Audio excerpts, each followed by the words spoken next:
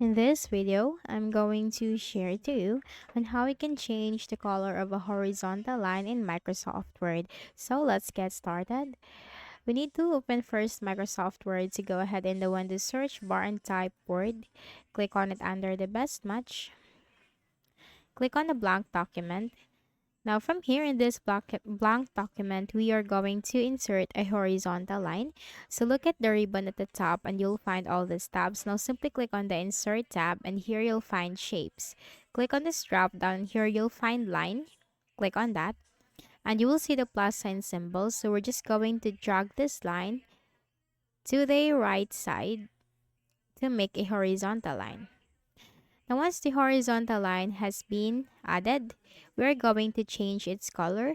So first is you have to select the horizontal line. So click on it to select it.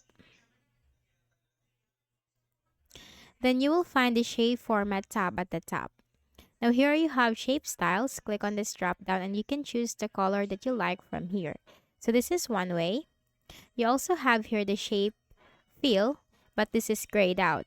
So you have to select it. Okay. And you have there the shape outline. You can also choose the color from here. And then you have here the weight. You can increase the weight of your line. And that's it. So obviously you cannot go on with this option shape fill because this is not a shape. This is just a line. So you just have here the shape outline. Then you also have here the shape styles if you want. So this is one way, the shape styles on how you can change the color of the horizontal line. And the second way is through the shape outline. And you can also add here some shape effects if you want to.